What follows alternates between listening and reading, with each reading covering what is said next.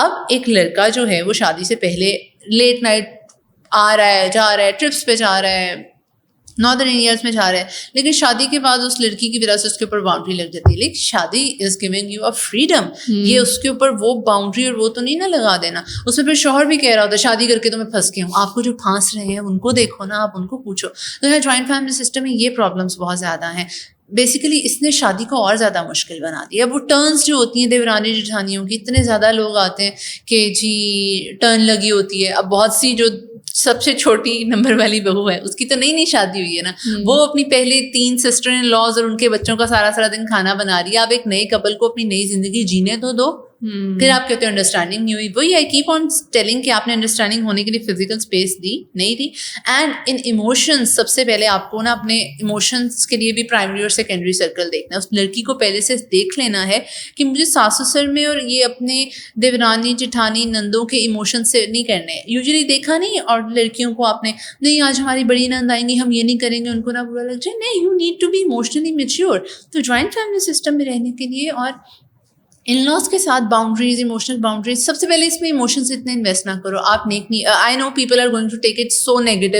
بہت سے لوگ سمجھتے ہیں کہ اگر ہم نے ایموشنل باؤنڈریز مینٹین کرنی ہے تو بالکل ہی ہم کٹ آف چلے جائیں. ہم وہ نہیں کہہ رہے ہوتے.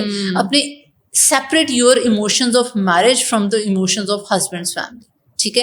اور دین اگین آپ اپنے ہسبینڈ کو بھی اس کی فیملی کے بیہیویئر کے اوپر ایویلیویٹ نہ کرو. یوں تو پھر آپ اس کو کس لینس سے دیکھ رہے ہو. اور پھر ہسبینڈ کو بھی چاہیے کہ وہ ان کے اوپر اس کی ذمہ داری نہ ڈالے. Like this is so complex thing.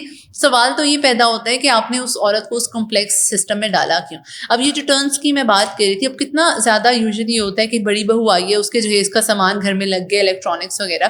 جو چھوٹی بہویں آتی ہیں ان کو اتنی باتیں سننا پڑتی ہیں کہ یہ تمہارا سامان نہیں ہے, تم ہاتھ لگا رہی ہو, تم یہ کر رہی ہو. تو اتنی چھوٹی چھوٹی نیچ قسم کی سوچ آ جاتی ہے نا بیچ میں. جوائنٹ فیملی سسٹم میں دودھ کے اوپر لڑائیاں ہو رہی ہوتی ہیں یار, مٹن کی بوٹیوں کے اوپر لڑائیاں ہو رہی ہوتی ہیں کہ اس نے مٹن کیا تھا.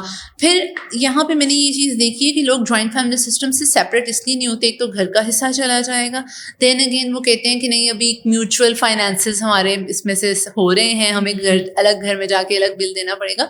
اس وجہ سے بھی تو لوگ اس ایموشنل ٹارچر میں رہ رہے ہیں نا. You got married to a girl, now it's your responsibility to give her a separate bedroom, washroom, kitchen and grocery, and you have to pay the electricity bill. تو یہ ساری چیزیں ہمارے ہاں دیکھی ہی نہیں جاتی. یہاں پہ لینگویج پہ بہت زیادہ فوکس کرنا پڑے گا ہسبینڈ کو. وہ اپنے الفاظ کا چناؤ کیسے کر رہے ہیں. میں نے تو یہ کہا تھا, اس نے تو یہ کہا تھا. You have to use the terms of we are thinking like this. جب آپ وی کا ورڈ یوز کرو گے تو آپ ایز اے کمیونٹی اپنے آپ کو ریپرزینٹ کر رہے ہو اور آپ اپنے ڈیسیژنس بھی اس طرح سے لوگے. Then again we thought we are planning like this. تو آپ نے یہ چیزیں دیکھنی ہیں. دین اگین بہت سی فیملیز میں دیکھا جاتا ہے نئی بہو جاتی ہے تو اس کو جو جس طرح سے سسر کا رویہ ہے, جس طرح سے وہ اپنے پاور ڈائنامکس کو یوز کر رہا ہے, اسی طرح سے جیٹھ اور بڑے بردر ان لاز بھی. تو یہ چیزیں آپ نے کمیونیکیٹ کرنی ہے. پہلے ہی دن جا کے اس کو خاندان کے آگے نہیں پھینک دینا آپ نے.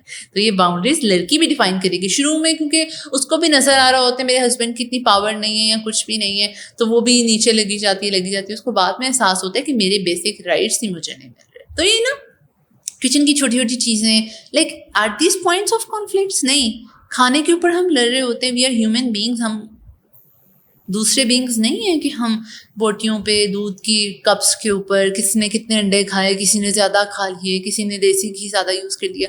جب یہ چیزیں شادی میں آ جاتی ہیں تو کیا ہم ایموشنز, کمپیٹیبلٹی اور پاور, انرجی, اسلامک رائٹس کے اوپر کہاں فوکس کریں گے. تو ایک ڈربے میں نہ لا کے ایک لڑکی کو بند کر دو آپ. بیسیکلی دونوں طرف سے جو ہے وہ ایک اچھا کیا کہتے ہیں کنٹریبیوشن ہونا چاہیے اس ریلیشن شپ میں. آف کورس مجھے پتہ ہے کیونکہ بیک ٹو بیک ایسا ہوا ہے کہ میرے پاس دونوں جو ہے وہ فیمیل سائیکالوجسٹ آئی, اور مجھے لگ رہا ہے ایون تو کہ مبشرہ نے خیر میرے خیال سے تھوڑا سا خواتین کی بھی کلاس لی تھی, آئی ایم پریٹی شیور. اس لیے پھر کمنٹس میں نا خواتین آ کے جو ہے وہ ہسبینڈ کے بارے میں کہہ رہی تھی کہ اچھا اگر ہسبینڈ ایسا ہو تو پھر کیا کریں.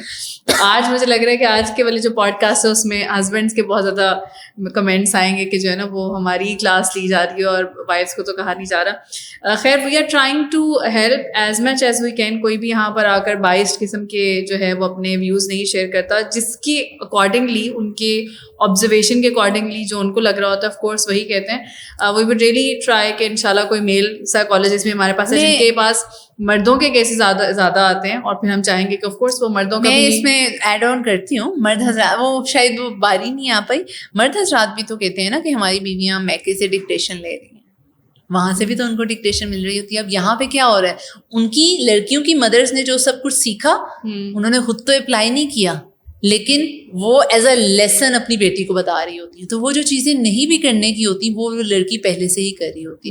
دین اگین ایک اور ہم نے چیز ڈسکس کی ہے کہ شروع کے سالوں میں آپ سنب ہوئے جا رہے اس کے بعد آپ کی زبان میں اتنی بٹرنیس آ گئی, اور اگر آپ وہی لینگویج بول رہے ہو تو sorry you can not differentiate your self, اور آپ یہ کہو گے کہ کیونکہ میں نے یہ سفر کیا نا تو میری زبان ایسی ہوگی. آپ اپنی زبان کو, اپنے لہجے کو اس طرح سے جسٹیفائی نہیں کر سکتے. تو یہ ساری چیزیں ہیں جس پہ ہم دھیان دیں. اینڈ دین اگین اس میں ہم کسی ایک جینڈر کو نہیں کر رہے, as a system, as a whole ہم بات کر رہے ہیں.